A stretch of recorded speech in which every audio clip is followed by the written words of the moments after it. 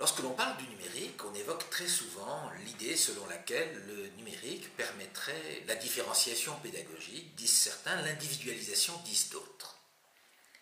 Il est vrai que de voir que de plus en plus d'expériences s'orientent vers l'attribution à chaque élève d'un ordinateur, ou d'un écran, ou d'une tablette, laisse à penser que finalement, on va vers une sorte de produit individuel qui permet d'aider l'élève à apprendre. Regardons d'un peu plus près cela. Individualiser, c'est vraiment isoler le jeune, c'est renvoyer encore une fois l'image selon laquelle un ordinateur, un écran, une seule personne devant. Différencier, c'est bien autre chose. Différencier, ce n'est pas individualiser, c'est-à-dire ce n'est pas faire à chacun quelque chose de différent, contrairement à ce que pourrait laisser penser le terme différencier. Différencier, c'est permettre à chacun de ceux qui apprennent de parcourir le chemin d'apprentissage dont il a besoin pour pouvoir progresser. Et c'est là que, justement, les outils numériques, qu'ils soient utilisés individuellement ou collectivement, par 2, par 3, par 4, voire même en grand groupe, avec l'aide d'un vidéoprojecteur, sont un outil, un moyen précieux pour nous aider à aller vers cette différenciation. Alors, revenons encore sur ce terme de différenciation et sur les pratiques de différenciation. On observe très souvent que lorsque on donne à chaque élève le moyen de travail personnel, de travail individuel, indépendamment de consignes données par l'enseignant, que ce soit sur du papier ou que ce soit sur des écrans, eh bien, on peut engager l'élève dans une activité qu'il va mener à son rythme. Car en fait, c'est bien cela dont il s'agit.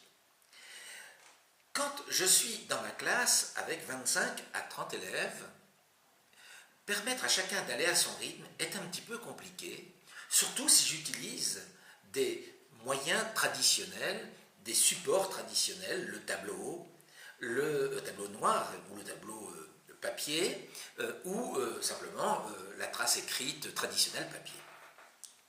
L'intérêt du numérique, c'est qu'il va pouvoir offrir, parce qu'il embarque un certain nombre de ressources, un certain nombre d'intentions humaines, il va pouvoir permettre à l'enseignant de décharger sur la machine une partie de ce qui était sa guidance, son guidage de l'élève.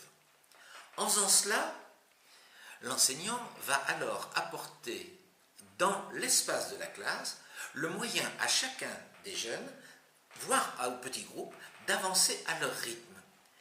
On le voit chaque fois que l'on met en place des travaux dans lesquels l'enfant va avoir à dérouler seul. Sauf que quand il a terminé son travail, quand on est en classe traditionnelle, il va lever la main et il va demander à l'enseignant « Qu'est-ce que je peux faire maintenant ?» Et l'enseignant va lui dire « Tu attends, tout le groupe. » Dès lors que l'on va permettre à l'enfant de ne pas être obligé d'attendre et de lui donner des ressources pour aller plus loin, pour continuer, pour l'aider dans son travail, alors on va commencer à différencier.